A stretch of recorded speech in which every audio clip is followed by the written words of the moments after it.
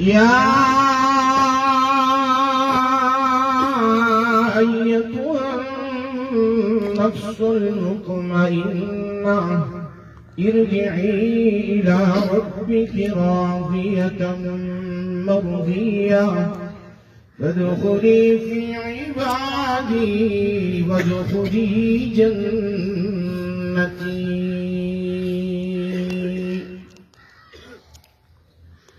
الله أكبر. اللهم صل على محمد وعلى آل محمد كما صليت على إبراهيم وعلى آل إبراهيم إنك حميد مجيد. اللهم بارك على محمد وعلى آل محمد كما باركت على إبراهيم وعلى آل إبراهيم إنك حميد مجيد.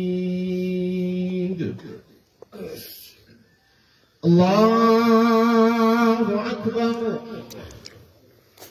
اللهم اغفر لحينا وميتنا وشاهدنا وغائبنا وصغيرنا وكبيرنا وذكرنا وأنثانا.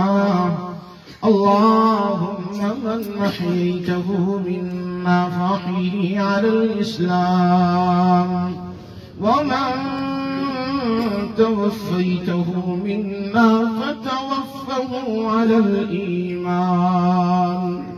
اللهم لا تحرمنا أجرها ولا تفتنا بعدها. اللهم لا تحرمنا أجرها ولا تذلنا بعدها. اللهم اغفر لها وارحمها وعافها واعف عنها وأكرم نزلها ووسع مدخلها واغسلها بالماء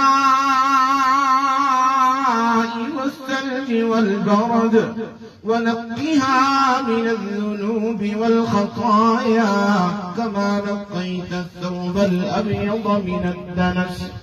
اللهم أبدلها دارا خيرا من دارها وأهلا خيرا من أهلها وزوجا خيرا من زوجها. اللهم ادخلها الجنة.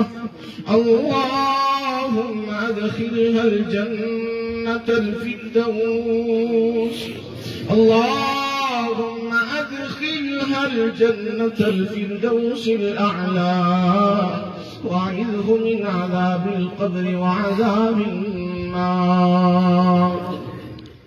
اللهم أمتك وبنت أمتك وبنت عبدك كانت تشهد أن لا إله إلا أنت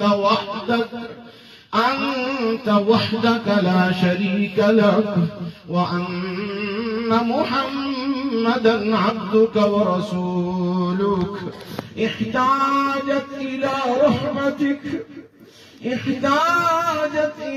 رحمتك وأنت غني عن عذابها. احتاجت إلى رحمتك وأنت غني عن عذابها.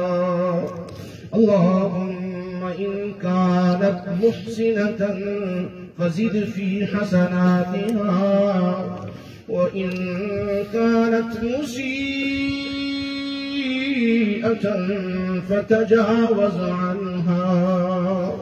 اللهم إنها في ذمتك وحبل جوارك فقها فتنة القبر وعذاب النار.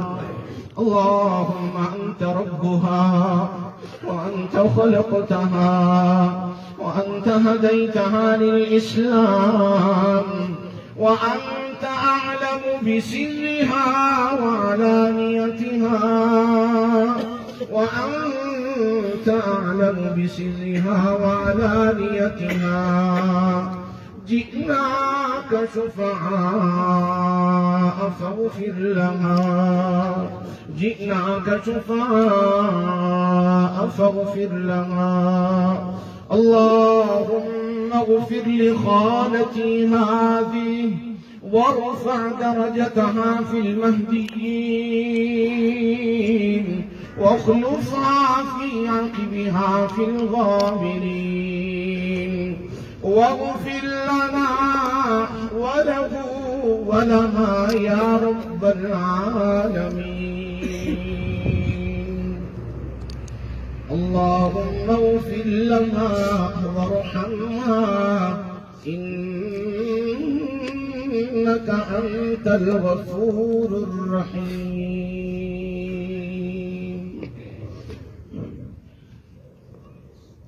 الله أكبر. عليكم ورحمة الله. السلام عليكم ورحمة الله.